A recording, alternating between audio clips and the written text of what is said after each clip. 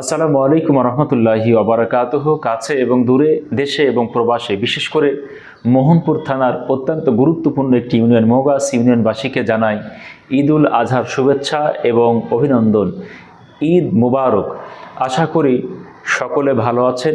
আলহামদুলিল্লাহ, আমিও ভালো আছি। আগামীকাল ঈদুল আজহা উদযাপন হবে ইনশাল্লাহ। আমরা সকলেই আমাদের জবানে তাকবীরে তাশরিক আল্লাহু আকবার লা ইলাহা ইল্লাল্লাহু আল্লাহু আকবার ওয়ালিল্লাহিল হামদ, এইটা জবানে আমরা চালু করেছি আলহামদুলিল্লাহ। 9ই জিলহজ থেকে শুরু করে নিয়ে একেবারে 13ই জিলহজ আসরের নামাজ পর্যন্ত প্রত্যেক ফরজ নামাজের পর পর এটা আমরা পাঠ করব এবং রাস্তাঘাটে যেখানে সেখানে আমরা চলাফেরা করব, এই তাকবীরে তাশরিকটা পাঠ করব আলহামদুলিল্লাহ। আগামীকাল আমরা সকলে ঈদের নামাজ আদায় করব। ঈদের নামাজ শেষ করে আমরা আল্লাহ পাকের সন্তুষ্টির জন্যে আমরা আল্লাহর রাহে কুরবানি প্রদান করব। তবে এই কুরবানি প্রদানের পূর্ব মুহূর্তে আমাদের কিছু কাজ আছে। কাজটি হচ্ছে এই, আমরা শুধু আমাদের যে ক্রয়কৃত পশু, এই পশুর গলাতে আমরা ছুরি চালাবো না, বরং আমরা আমাদের আত্মার ভিতরে যে খারাপ জিনিসটা আছে এই জিনিসটার উপর আমরা ছুরি চালাবো। আমাদের ভিতরে দেখা যাচ্ছে অনেকে ভাইয়ের সঙ্গে ভাইয়ে কথা বলে না, এরপরে আত্মীয়র সঙ্গে আত্মীয় সম্পর্ক ছিন্ন হয়ে আছে। আমরা এই ঈদুল আজহার মাধ্যম দিয়ে আমরা চেষ্টা করব যাতে করে সমস্ত ভেদাভেদ ভুলে গিয়ে আমরা মুসলমান একই প্ল্যাটফর্মে এসে এই ঈদুল আজহা যাতে উদযাপিত করতে পারি, এই তৌফিক যেন আল্লাহ পাক আমাদেরকে দান করেন।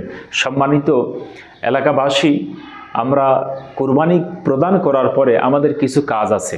সেটা হচ্ছে এই, আমরা সর্বাত্মক চেষ্টা করব নির্দিষ্ট একটি জায়গাতে কুরবানি প্রদান করার। বিশেষ করে রাস্তার উপরে কুরবানি করব না, এরপরে ড্রেনের পাশে গিয়ে আমরা কুরবানি করব না।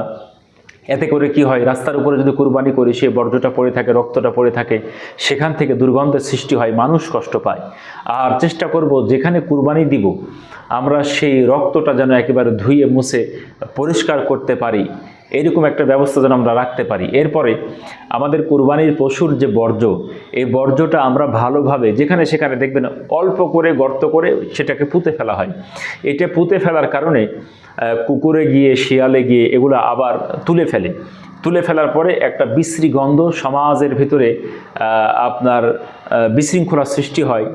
এতে করে আমরা কি করব, যেই গর্তের ভিতরে আমরা এই বর্জ্যগুলো ফেলবো এটা যেন একটু গভীর গর্ত হয়, গভীর গর্ত করে সুন্দরভাবে মাটি চাপা দিব ইনশাআল্লাহ।